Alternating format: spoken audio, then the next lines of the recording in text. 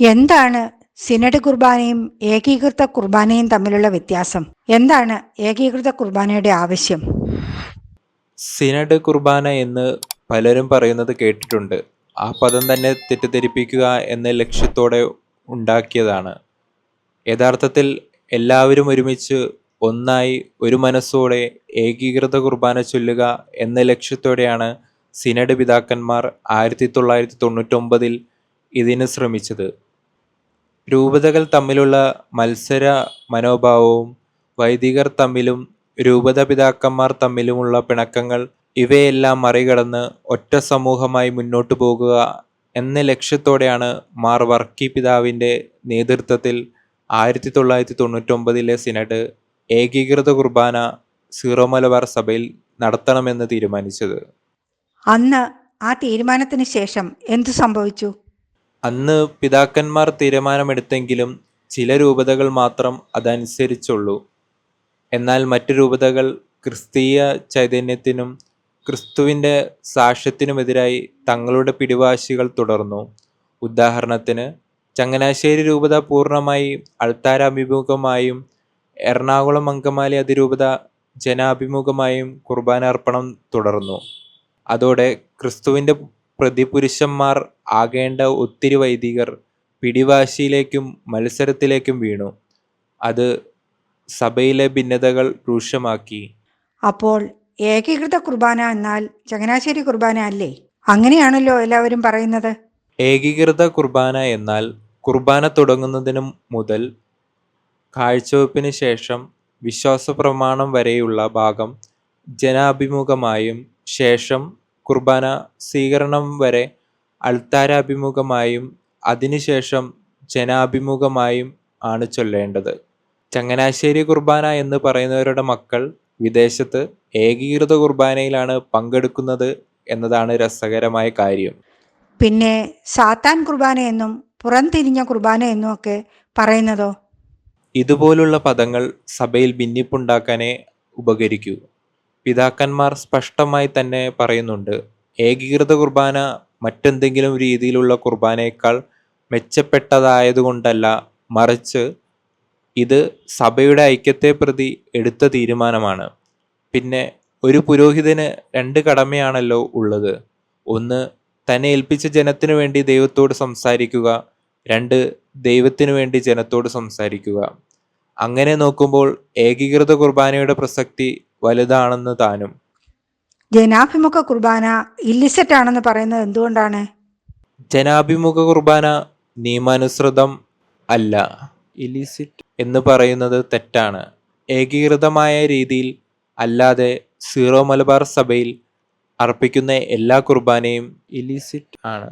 അത് എറണാകുളം അങ്കമാലി അതിരൂപതയിൽ ജനാഭിമുഖമായി നടത്തിയാലും ചങ്ങനാശ്ശേരി രൂപതയിൽ അൾത്താരാഭിമുഖമായി നടത്തിയാലും അത് നിയമാനുസൃതമല്ല. മാർപ്പാപ്പ ജനാഭിമുഖമായല്ലേ കുർബാന ചൊല്ലുന്നത്? കത്തോലിക്ക സഭ 24 വ്യക്തിഗത സൂയിയുരീസ് സഭകളുടെ കൂട്ടായ്മയാണ്.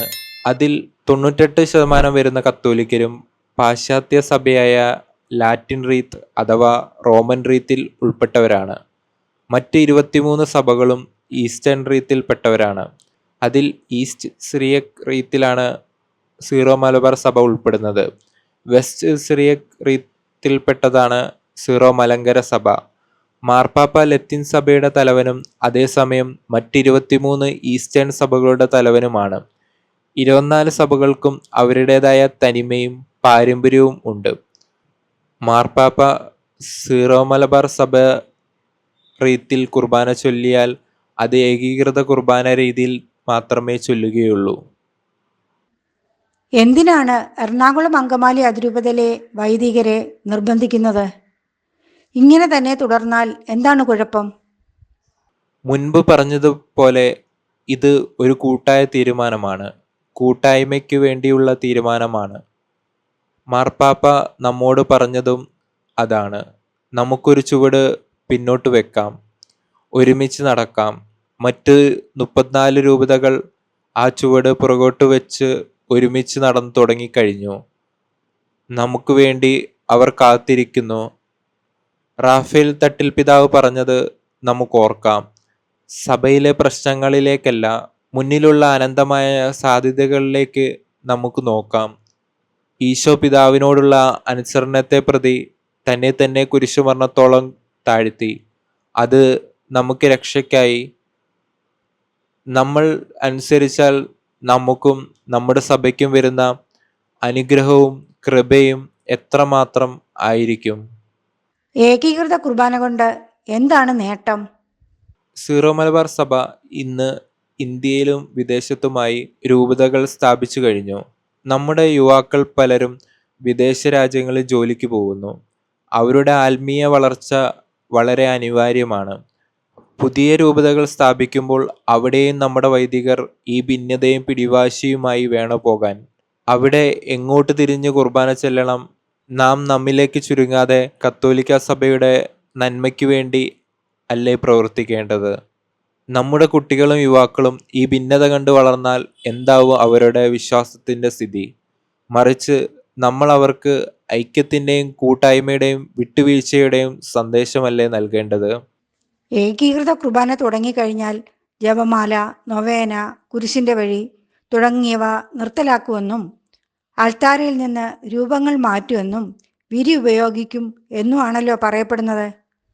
ഈ പറഞ്ഞ കാര്യങ്ങൾ എല്ലാം തന്നെയും വ്യാജമാണെന്നും ഇത് പ്രചരിപ്പിക്കുന്നവർ മറ്റുള്ളവരെ തെറ്റിദ്ധരിപ്പിക്കുക എന്ന ലക്ഷ്യത്തോടെയാണ് ഇത് ചെയ്യുന്നതെന്നും നമ്മൾ അത് വിശ്വസിക്കരുത് എന്നും zero Malabar media commission September 7, 2021 പുറപ്പെടുവിച്ച സർക്കുലർ വഴിയും മാർ ആലഞ്ചേരി പിതാവ് 2021 ജനുവരി മാസം 15 പുറപ്പെടുവിച്ച സിനഡാനന്തര സർക്കുലർ 0041/22 വഴിയും നമ്മളെ അറിയിച്ചിട്ടുണ്ട്.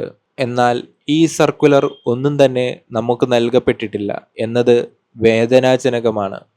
അത് വിതരണം ചെയ്യാത്തത് ജനം സത്യം മനസ്സിലാക്കരുത് എന്ന ലക്ഷ്യത്തോടെയാണ്. അപ്പോൾ പിന്നെ കുർബാനയാണോ പ്രശ്നം? എന്തിനാണ് രൂപതയിലെ വൈദികർ ഇത്രമാത്രം കുർബാന എതിർക്കുന്നത്?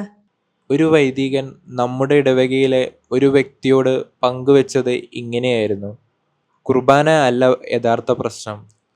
എന്നാൽ രാഷ്ട്രീയത്തിൽ കാണിക്കുന്നത് പോലെ ജനസമ്മതമായ കാര്യം കത്തിച്ചു നിർത്തിയാലേ തങ്ങൾ മറ്റു കാര്യങ്ങൾ നേടിയെടുക്കാൻ കഴിയൂ.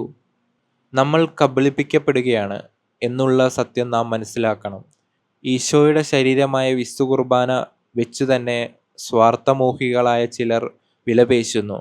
ചില വൈദികർ അറിഞ്ഞും ചിലർ ഗത്യന്തരമില്ലാതെയും അവരെ പിന്തുടരാൻ നിർബന്ധിതരാകുന്നു. എന്താണ് സഭയെയും മാർപ്പാപ്പയെയും അനുസരിക്കാത്ത വൈദികരും സംഘടനകളും ലക്ഷ്യമിടുന്നത്? രൂപത വിശ്വാസികളുടെ ഇടയിൽ പിതാക്കന്മാരോട് വിദ്വേഷം വളർത്തി സഭയുടെ കൂട്ടായ്മയിൽ നിന്ന് അടർത്തിയെടുക്കുക എന്ന ലക്ഷ്യത്തോടെയാണ് അവർ പ്രവർത്തിക്കുന്നത്. സഭാപിതാക്കന്മാരുടെയും മാർപ്പാപ്പയുടെയും ലെറ്റർ അഥവാ സർക്കുലർ തുടങ്ങിയവ വായിക്കാതെ തങ്ങൾ പറയുന്നത് മാത്രം കേൾക്കുന്നവരായി രൂപതാ വിശ്വാസികളെ മാറ്റുക എന്നതാണ് അവരുടെ ആദ്യ തന്ത്രം.